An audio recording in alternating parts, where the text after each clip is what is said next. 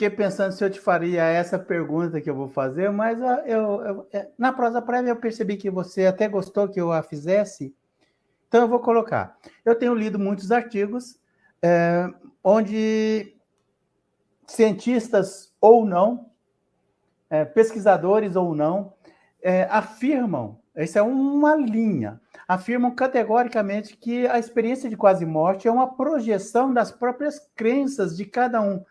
O que você falaria sobre isso? Uhum.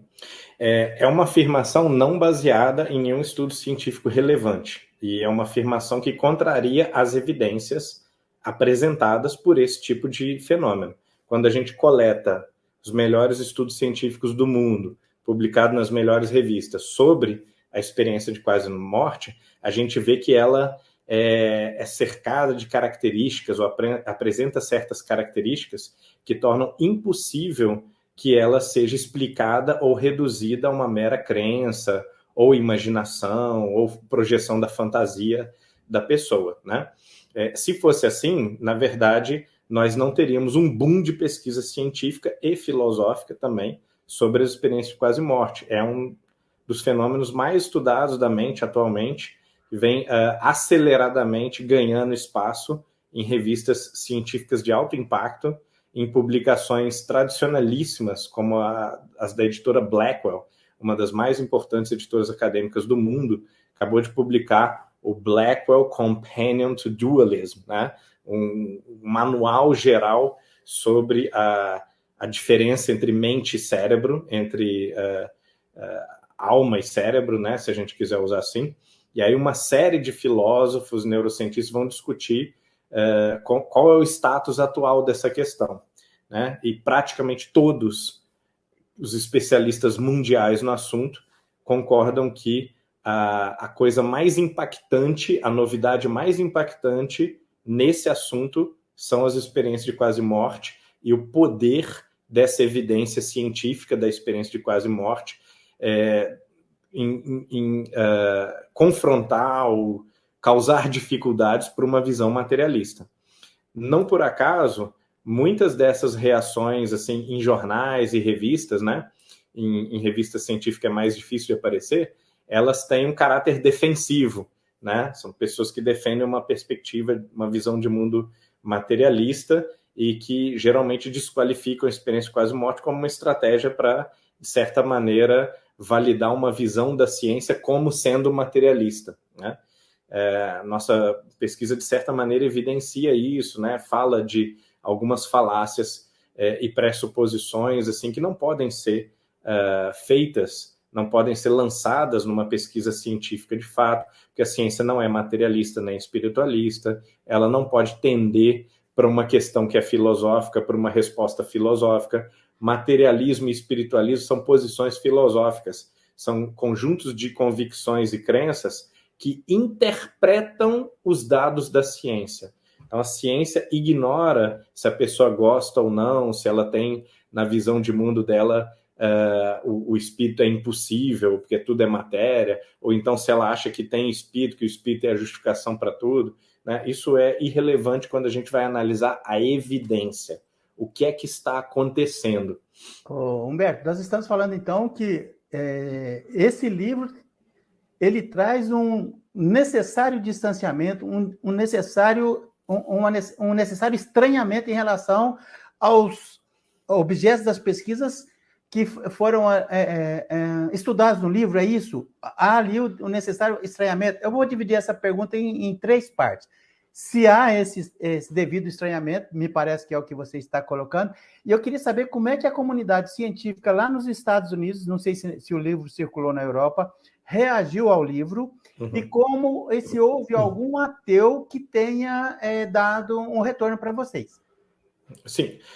O livro causou uma repercussão, como eu havia dito, muito maior até agora na comunidade acadêmica internacional do que na comunidade acadêmica nacional, né? No Brasil, a gente tem uma tendência assim, a fazer as coisas com um certo atraso e a digerir um pouco devagar as questões.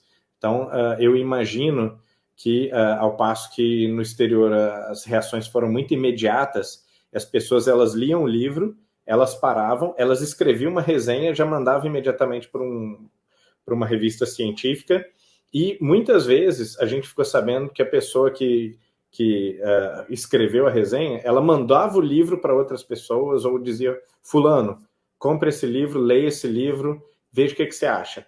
Então, a disseminação do livro foi muito rápida no meio acadêmico por conta disso. No Brasil, a gente imagina que vai levar alguns anos para que haja realmente a digestão da proposta, porque é uma proposta arrojada mesmo, a gente sabe que foi muito ousado na proposta, não é uma banalidade, não é uma coisa que todo mundo está fazendo, não é uma coisa que é o mainstream, que está todo mundo investindo em pesquisa nisso, muito pelo contrário, a gente tem assim uma certa satisfação e orgulho de dizer que é uma coisa muito nova, muito revolucionária, né? Uma proposta consistente de uma ciência completa da vida após a morte, é algo que provavelmente nunca foi tentado antes na história da ciência. Então, para o bem ou para o mal, seja para fazer algo bom, seja para dar um tiro no pé, pelo menos a gente pode com muita convicção dizer que nós fomos os primeiros, que nós criamos um mar, marcamos um território inexplorado. Mas sim, entre essas reações, nós tivemos reações de ateus, tanto oficiais, escrevendo resenhas para revistas científicas e fazendo críticas, mas ao mesmo tempo dizendo que o trabalho é muito forte, muito consistente cientificamente, academicamente, quanto a gente teve também reações de ateus, assim, que não são acadêmicos, de pessoas que leram o livro e falaram, poxa, eu fiquei interessado, curioso ou incomodado, né, com a leitura de vocês, e o que a gente quer é isso, a gente não quer aprovação ou aplauso ou nenhum tipo de validação de ninguém, a gente quer que as pessoas discutam a evidência, as pessoas discutam se os nossos argumentos são bons ou se são ruins, e não se elas querem ou não querem que o desfecho da pesquisa seja esse ou aquele. Nós também não levamos na conclusão, nós não reforçamos ou não enfatizamos nenhuma conclusão muito específica, mas simplesmente que é necessário olhar mais atentamente para a evidência disponível. Uma análise científica, ela tem que ser uma análise baseada em evidência, e não em preconceitos ou pré-julgamentos ou visões filosóficas do que deve ou não deve ser. Ok. Humberto, eu queria que você falasse quem é o Ian Stevenson e o que ele fala sobre a reencarnação. Então, o Ian Stevenson é o mais famoso de longe, e na conclusão nós não reforçamos ou não enfatizamos nenhuma conclusão muito específica, mas simplesmente que é necessário olhar mais atentamente para a evidência disponível.